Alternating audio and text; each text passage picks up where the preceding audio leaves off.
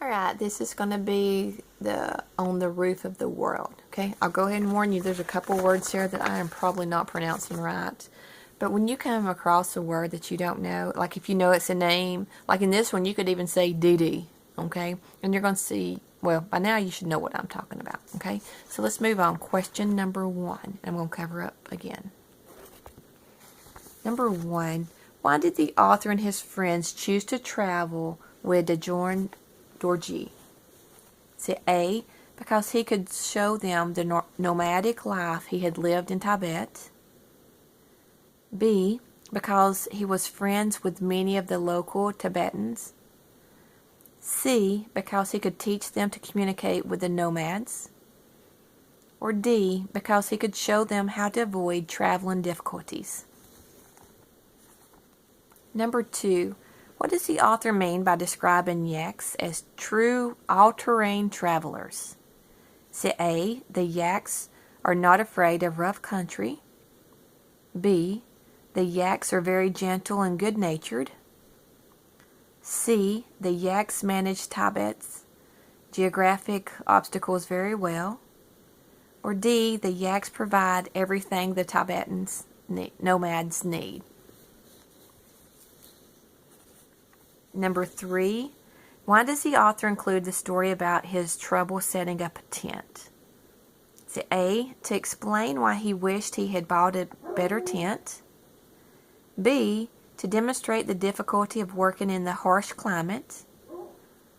C, to show why he would have preferred a Tibetan yak hair tent?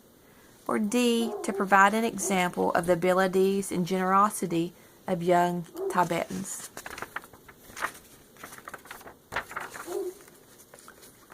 Number 4, which sentences from the article best explain why Tibet is called the roof of the world?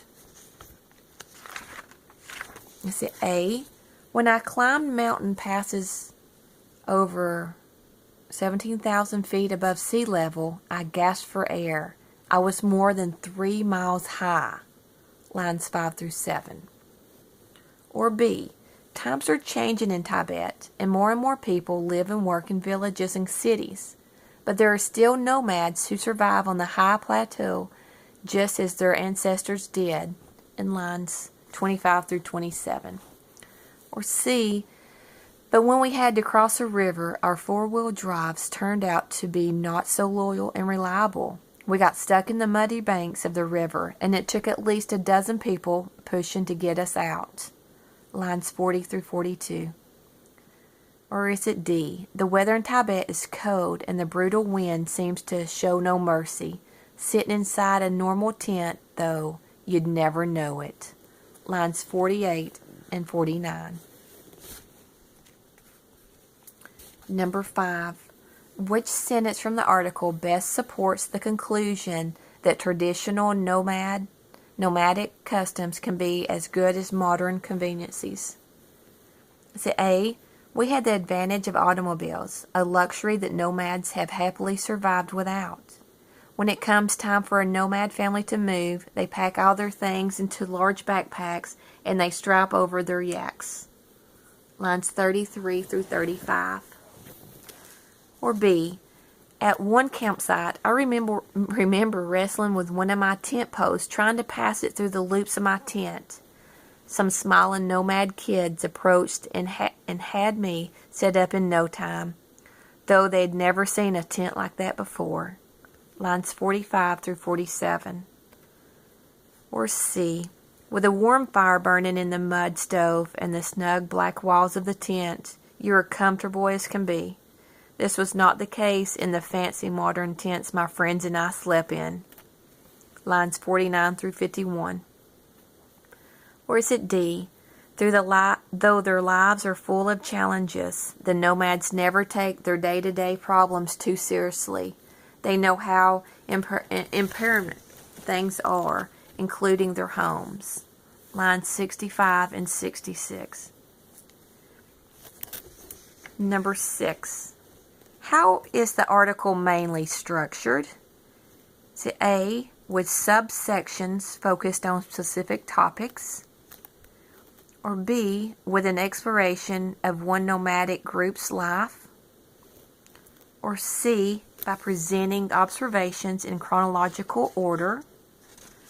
Or D, by contrasting positive and negative aspects of nomadic life?